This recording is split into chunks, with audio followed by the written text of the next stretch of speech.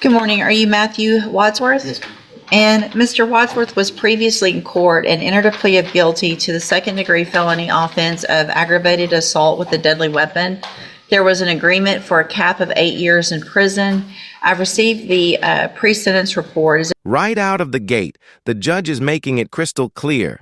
This plea deal is already a win for the defendant.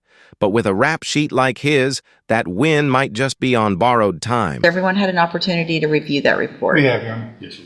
Are there any additions or corrections? No, Your Honor. Not from this one. All right, Mr. Rojas, you may proceed. Yeah, Judge, it's the cap of 8, the agreement, I think it's a cap of 8, and just based on the criminal history alone and the PSI, it looks like It looks like you did a very good job of getting that agreement. that's kind of what, not that I did a good job, but I think that may be doing a favor to Mr. Wadsworth. However, Judge, there are some things I'd like to point out. If you look at, and I'm talking about his felony criminal history, the first page of his, I guess, rolling into this second page of his felony criminal history, most of those offenses happened in 2002. So he seems to be getting those in bunches. Those happened in 2002. He got sentenced in 2001. In January of 2002, they all happened. Right. Got revoked in 2003 on all of them. I think he did 60 months on all of them. Got some more in October 2002. Then after that, he goes in and basically he's in and out until about 2019 when he picks up some more cases. And from 2019 to this present case, From after the 2002 and to the 2019, there were seven additional felonies. Yes. 7 additional felonies. Yeah. 7 felonies after the early 2000s, that's not just a streak, that's a criminal career. You can almost hear the judge mentally adding up the years. Go ahead. And then from 2019 to now, at least, he's able to stay clean. So he tells me that most of the time when he's committing offenses is when he's off his medications. He's been back on the meds now in jail. It's helping him. He's able to think clearly now. We talked about this, and if the court's even going to consider probation, as pointed out in the PSI, the only way he's going to get probation is with safe P to get help with his drug issues. He understands that. He recognizes that. He's willing to do that. He's hoping that you give him a chance to do that. And even as he pointed out by the probation officer in the report, he's indicated that he's tired of this lifestyle. He's tired of being in handcuffs. He realizes he needs help just to make his life better. And he tells me he's ready to make that change, and he does have some statements to make to you at the appropriate time. All right, go ahead, sir. I only wrote this because I get really nervous. Sure. So I said, this letter is to ask you for some help. I'm a drug addict. Okay, hold on. Basically, listen, man. I was a bad kid until I was ADD poster child. I was put on Ritalin.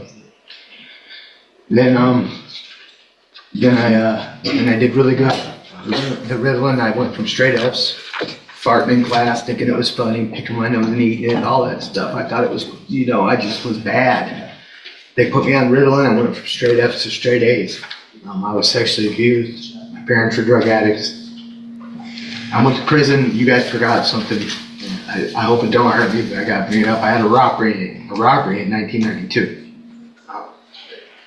When I got out from that robbery until 2000, when you started, 2002, yes, ma'am. I stayed out of trouble again because I was on medication. It's been my whole life. It's been the pattern of my life. I'm on my medication. I'm a great guy. I'm a journeyman electrician. I'm a father. I'm a grandfather. I spend time with my kids. If I'm off of them, and the reason I got off of them and this offense happened is I was hearing voices. I thought my roommate was holding my girlfriend hostage. It says I hit him with a bat. Ah, the old "it wasn't a bat, it was my cane defense." Legally, still a deadly weapon, but he's hoping that little detail makes him sound more harmless. But it was my walking cane. It wasn't a bat. And I did hit him, and I felt horrible because I found what was going on in my head. our house burned down, dogs died, and I just kind of went crazy.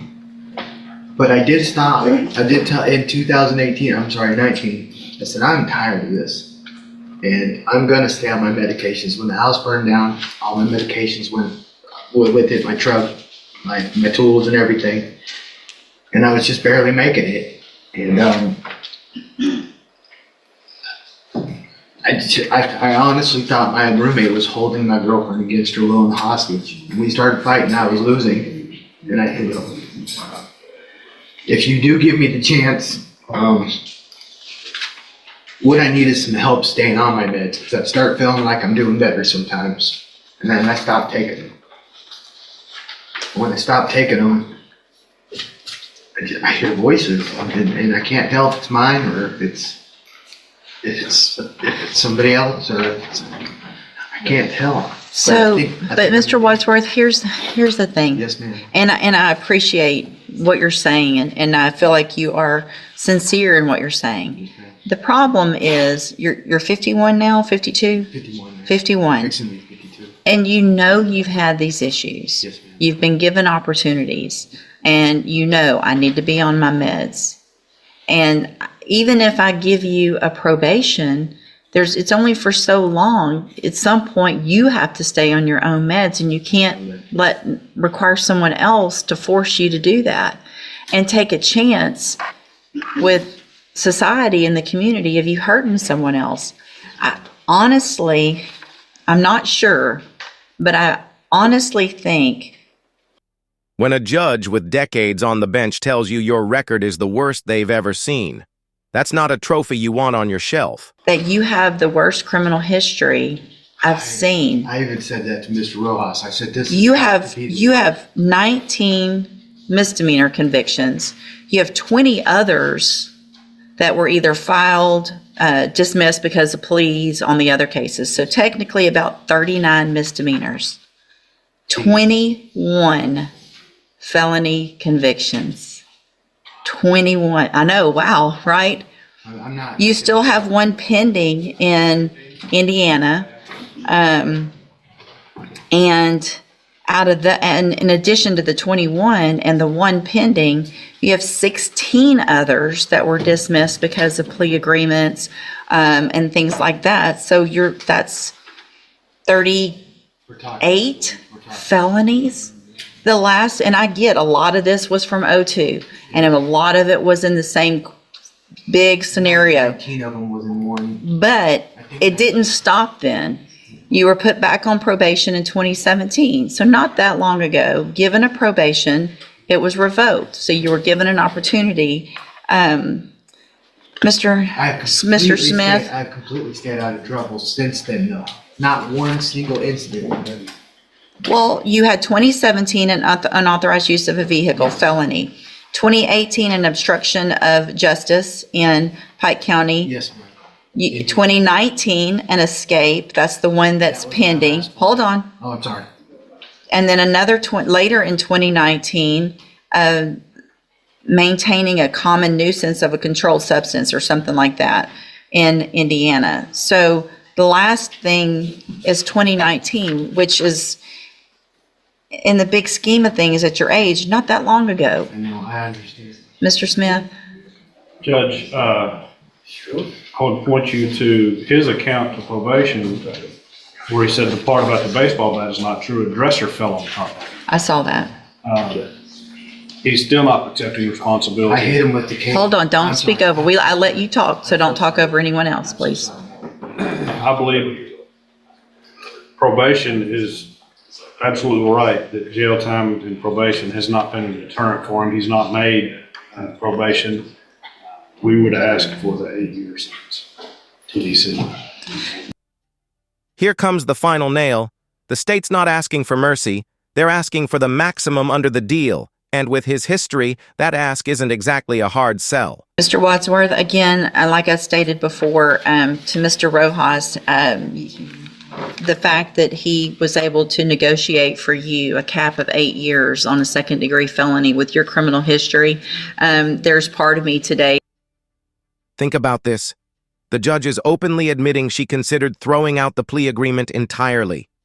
That's how close this came to going way worse for him. That was considering not even accepting this plea agreement. Because I think with your criminal history, personally, I think it's ridiculous. I have to understand. So I'm going to find that you entered your plea of guilty freely and voluntarily. I'm going to find that you entered your plea of guilty. I'm going to find sufficient evidence to find you guilty, and at this time find you guilty of aggravated assault with a deadly weapon. Sentence you to a term of 8 years in the institutional division of the Texas Department of Corrections. There will be an affirmative finding of a deadly weapon. You will receive credit on that sentence for any time that you've been in custody that the law gives you the right to receive. I'm handing you the trial court certification that shows this was an agreement that I followed, and so you've waived your right to appeal. I have also handed you a written admonishment regarding your ineligibility to possess a firearm or ammunition. Because of the judgment entered against you, you're ineligible under Texas law to possess a firearm or ammunition. Possession of a firearm or ammunition could lead to charges against you. Firearm is a legal term, and you should read the written admonishment I provide you to see what devices qualify as a firearm. If you have any questions about the laws that make you ineligible to possess a firearm or ammunition, or about how long that lasts, you can talk to Mr. Rojas. There's help in prison for you with medication. It's going to be up to you when you get out to either change your life if you really want to or not, and you'll have to do that on your own. All right, good luck to you, sir. You can go back with the bailiff.